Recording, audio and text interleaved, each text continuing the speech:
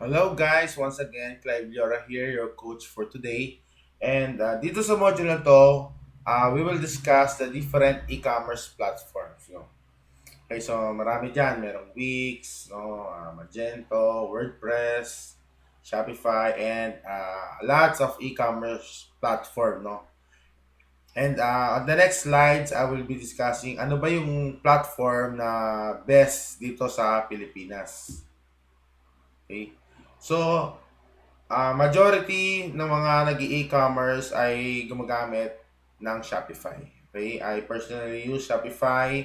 Nasubukan ko na yung WordPress, Wix, no? Pero for me and sa community natin, e-commerce community natin dito sa Pilipinas, mostly Shopify ang gamit nila. Okay, so bakit Shopify? Okay? So madali siyang gamitin. So, meron siyang mga built-in templates, no? So, meaning may mga built-in design na dyan, may mga free. So, pwede mo lang yun ang gamitin mong design and konting edit na lang, no? Then, you can run your store na. Okay? So, product handling. So, sa products, i-upload mo lang siya, lagyan mo ng details, automatic, lalabas na yan sa store mo. Hindi mo na kailangan i-design pa yung store mo. Since merong templates, automatic na lalabas na lang yun doon. So, just upload the image, the details, and that's it. So, ganun lang kadali mag-upload ng product sa Shopify. So, para lang nagpo-post sa Facebook. So, yun. User-friendly interface din siya.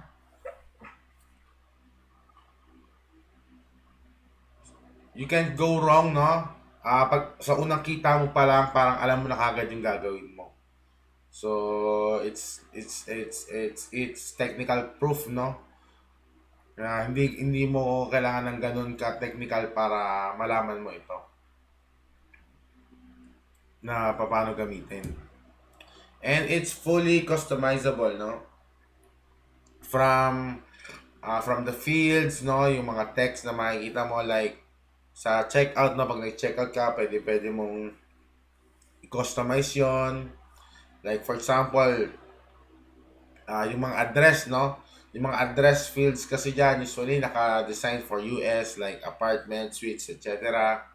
But you can customize that para maging suitable siya sa Philippine market.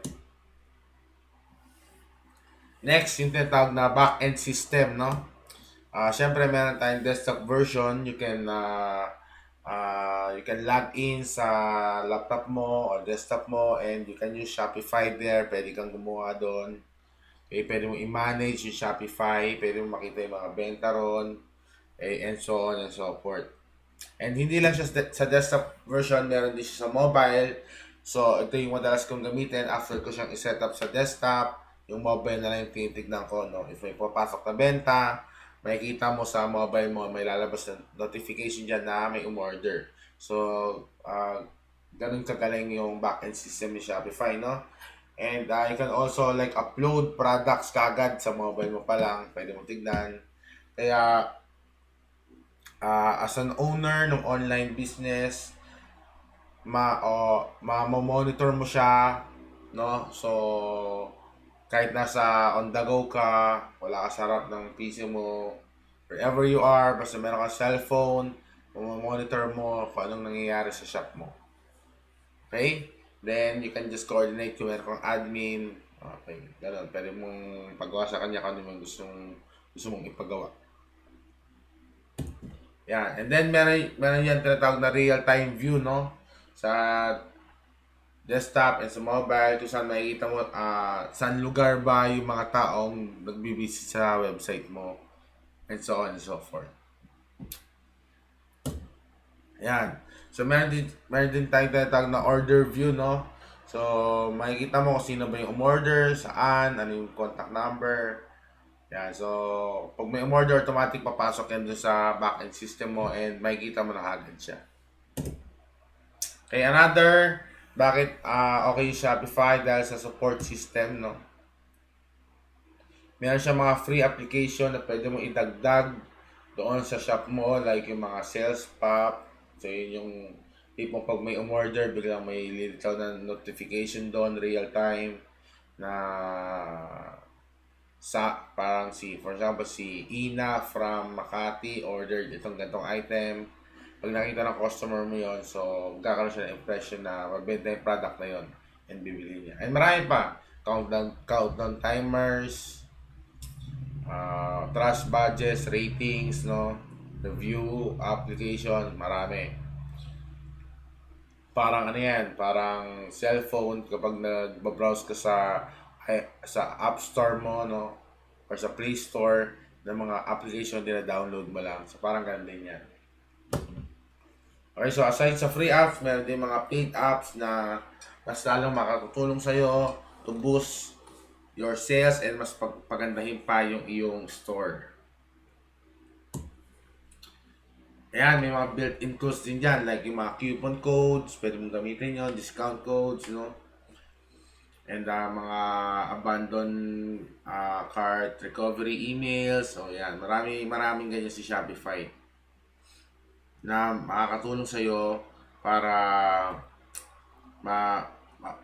makapag-generate ng income.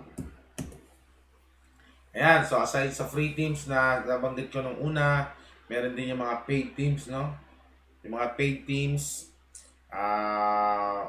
andyan yung meron kompleto na, no? Lahat nandun na, i-edit mo na lang. So, yun yung kagandahan dito. I-edit mo na lang, gawa na sa lahat. Hindi mo na siya kailangan i-code. You just apply it sa store mo and that's it. And pwede mong balikan yung mga ibang teams mo, no? So, parang wallpaper yan sa cellphone mo na parang nagpapalit-palit ka lang ng teams. So, pwede yan. If hindi mo nagustuhan yung current team mo, pwede mong i-revert yan dun sa previous team na ginamit mo. And you can test kung saan ba mas naging responsive yung mga customers mo. Ayan, and last, meron siyang customer support, no? In case nagkaroon ka ng problema o trouble sa site mo, you can just log in and i-chat yung customer support. And also, Shopify has a large community. So, mag-search ka lang sa Google. Ayan, marami lalabas dyan na community in which pwede ka doon magtanong or usually sa malamang yung mga tanong mo is naitanong na rin ng ibang tao, so may kita mo na agad yung sagot. Ayan. So also sa Shopify, maraming payment gateways na pwede kang gamitin. Ito yung payment gateways, ito yung tinatawag na kapag umorder yung customer, ano ba yung mga means na pwede niyang gawin para makapagbayad. Okay, so maraming paraan si Shopify, maraming plugins si Shopify, pwede kang gumamit ng PayPal. Si PayPal, yun yung gagamitin ni customer is Visa, Mastercard, no? Ayan, so Stripe, ayan, pwede mo integrate dyan. Stripe is usually used sa mga international, no? And customizable payment channels, no? Lalo na dito sa Pilipinas, usually ang gusto ng mga Pilipino is cash on delivery. So, pwede mo i-customize yung cash on delivery payment gateway sa shop mo. And pwede mo rin i-edit doon yung mga details ng cash on delivery or bank deposit, ganyan. Pwede mo rin i-customize yung mga details yan, saan bang mabayad, ano bang magbayad, ilang days on delivery, pwede mong i-integrate doon. Yan, so that's it. So, yun yung mga reason kung bakit Shopify ang napili natin and usually ginagamit natin dito sa Pilipinas, and I find it mas mabilis talaga siya compared sa ibang e-commerce platform. And see you on the next module. On the next module, doon na natin gagawin yung iyong online store. Okay? So excited na rin ako sa'yo. God bless sa'yo and good luck sa journey mo dito.